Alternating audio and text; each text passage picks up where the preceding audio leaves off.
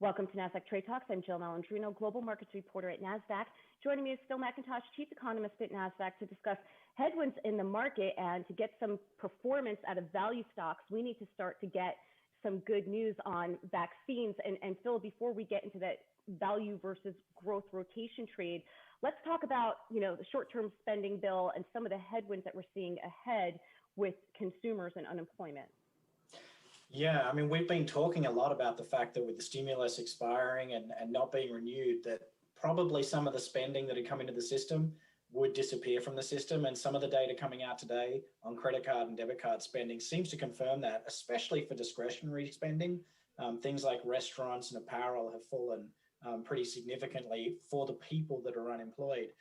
But another thing that's worth highlighting in that chart is that actually those spending levels were above pre-COVID levels before now. So the stimulus definitely helped boost the economy. You can see that in this data, but it does point to potential headwinds ahead if the spending has dropped this quickly.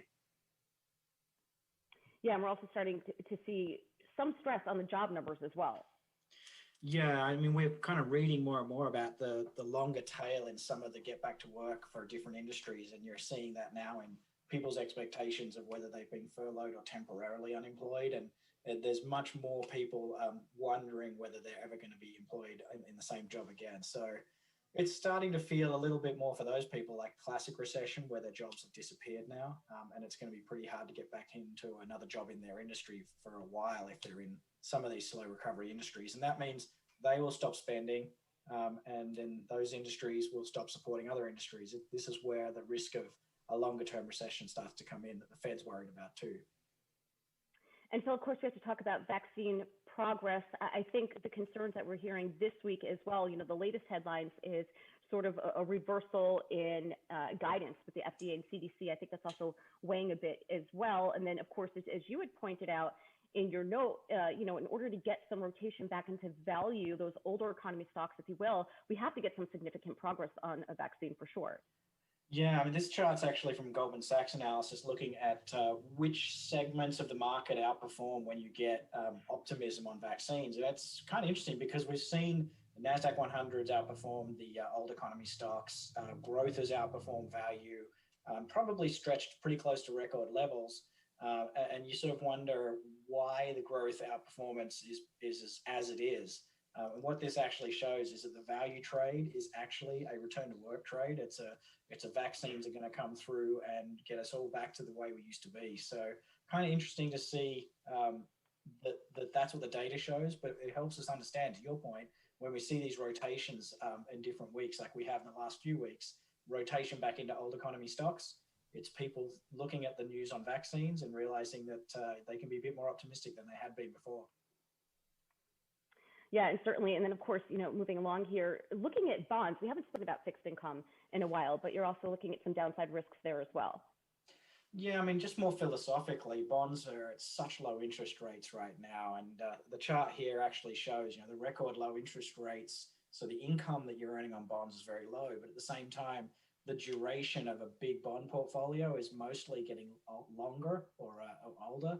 And that's important. So obviously the governments and even companies are issuing longer dated bonds with rates so cheap. The cost of bond capital is so low.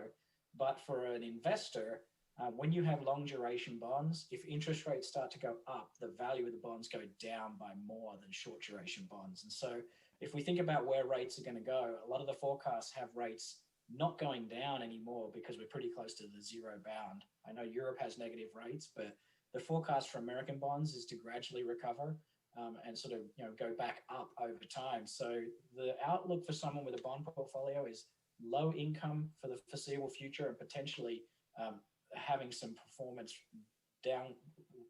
taken away by the bonds actually falling as rates go up as well.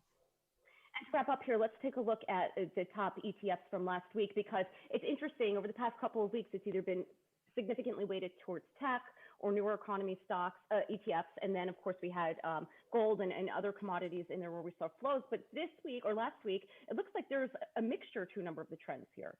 I know, totally true.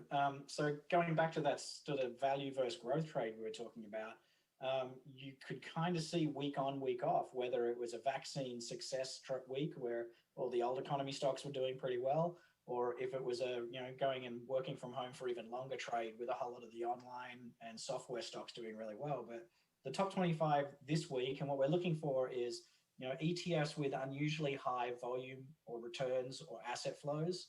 And you can see it's kind of a mixture. I mean, there's biotech, there's battery tech, which is kind of like a COVID trade, working from home for longer. Then there's a whole lot of oil, energy, metals, and industrials ETFs in there, which is like a return to work trade, vaccine success trade. And intermingled through that, there is actually a small and mid cap sort of buying pattern as well. So that's another segment, just like value, that's underperformed for the last few months and over the longer term as well. So for that to be starting to recover would sound to me like, a recovery trade as well. All right, Phil, great stuff. Thanks for joining us on Trade Talks. Thanks, Jill.